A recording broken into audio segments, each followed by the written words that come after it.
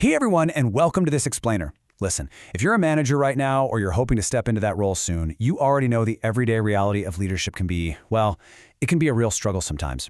You're constantly juggling deadlines, dealing with tight budgets, trying to hit shifting company goals, all while desperately trying to keep your team from staging a full-blown mutiny. It's a lot, right? But what if the secret to hitting all those hard business targets actually comes down to something incredibly human? Today, we're building a highly practical leadership playbook to help you solve team disengagement and set your projects up for absolute success. Okay, let's kick things off with a number that is probably going to change how you look at your job forever. 70%. According to some pretty extensive workplace research, managers account for roughly 70% of the variance in team engagement. Just let that sink in for a second. It's not the free cold brew in the break room, and it's definitely not the CEO's quarterly all-hands meeting that decides if your team is checked in or totally checked out. It's you. This stat just goes to show the immense, undeniable impact of local leadership. You are literally the single biggest lever your company can pull to improve performance. And honestly, this quote right here hits the nail on the head as to why that 70% matters so much. Seasoned project management experts will tell you, projects succeed or fail primarily because of people and leadership, not templates, tools, or processes. As a manager, it is so tempting to just blame a failed project on a really clunky software system or a bad spreadsheet. But the reality? The failure usually comes down to human factors. We're talking about a lack of psychological safety, poor team composition, or just misaligned goals. If you get the people part right, the processes, they'll naturally follow. So how exactly do we go about getting the people part right? Well, here is our roadmap for today. First, we'll look at the people first shift. Then, we'll dive into 4 specific plays: adopting host mode, walking the floor, cross-training, and building tech confidence. And finally, we'll wrap up with the ultimate payoff.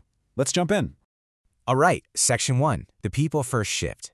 So take a look at this stark contrast between the old way of doing things and the future of management. We're completely moving away from the traditional boss, that rigid taskmaster who just barks orders and demands compliance. Instead, the absolute best leaders today are adopting what we call a hospitality mindset. They're acting way more like a chief host officer. Think about what an amazing host does at a dinner party. They don't just boss their guests around, right? They intentionally create this welcoming vibe where everyone has exactly what they need, where natural connections happen, and where people genuinely thrive. Honestly, that's your new job description. Moving on to Section 2. Play 1. Adopt host mode. Getting into host mode really boils down to 3 incredibly powerful steps: see, hear, and care. Step 1, see. Be visibly engaged. And no, that doesn't mean micromanaging. It means showing an active, genuine interest in what your team is actually doing. Step 2, hear. Listen for patterns and respond thoughtfully. You got to give your people the space to openly say what isn't working. And step 3, care. Demonstrate real empathy. But quick caveat here. True kindness in leadership does not mean you're just a people pleaser. Authentic kindness means being fair, being transparent, and respecting your team enough to give them honest feedback. Sometimes caring actually means having the courage to look someone in the eye and say no. The most crucial part of this is that you have to keep host mode turned on even when everything else is chaotic. You need to build a healthy bubble for your team. And I find this so empowering. Because even if the wider corporate culture you're working in is super toxic or disorganized or just endlessly stressful, you, as the manager, have the power to create a psychologically safe microculture for your direct reports. Inside your bubble, it's totally safe to challenge ideas, admit you messed up, and actually support one another. You are their shield. Okay, Section 3. Play 2. Walk the floor. Let's look at what this actually looks like in practice. The hospitality industry is legendary for this. Get this, there's a managing director of a massive 1,400-room hotel who runs on a strict 80-20 rule. He spends 80% of his time out on the floor with his team and his guests, and only 20% stuck in his office doing paperwork. He even goes out of his way to ride the absolute busiest guest elevator twice a day. Why? Because he says he can feel the entire pulse of his hotel just by the energy and the chatter in that one single elevator run.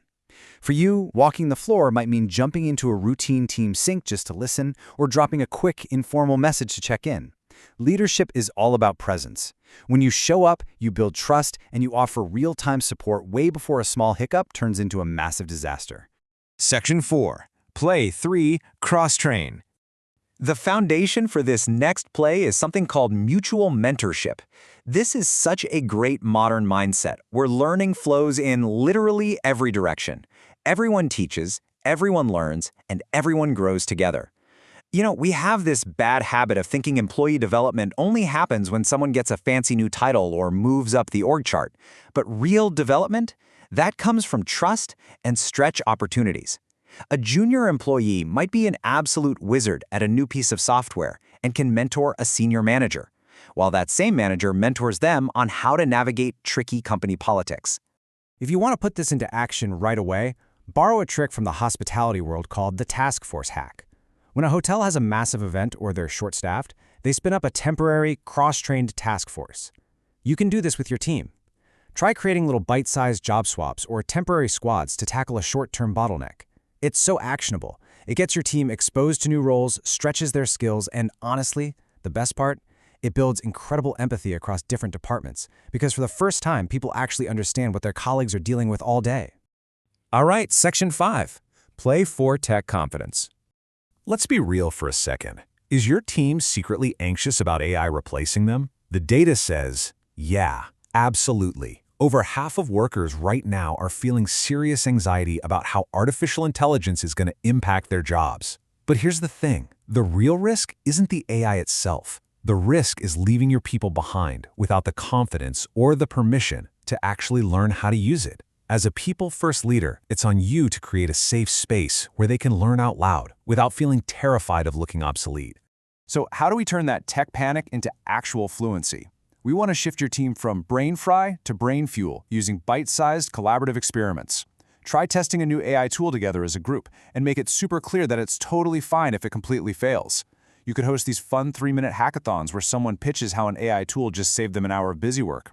Or just carve out 5 minutes in your weekly sync for someone to teach one cool new AI trick they figured out.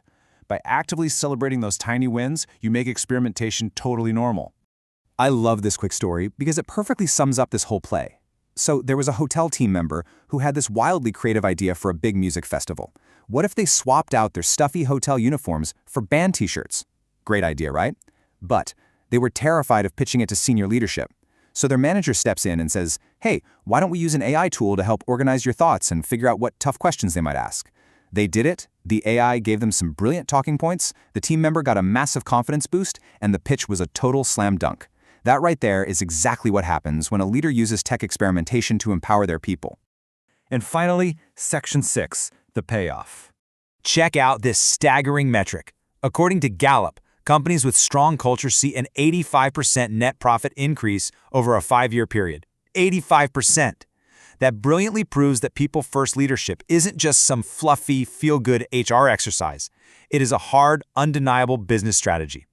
When you intentionally shape your culture, when you build that healthy bubble, when you're walking the floor and cross-training your folks, you are massively increasing trust. And teams that actually trust each other, they execute faster, they innovate better, and they stick around way longer. So I'm going to leave you with this final provocative thought.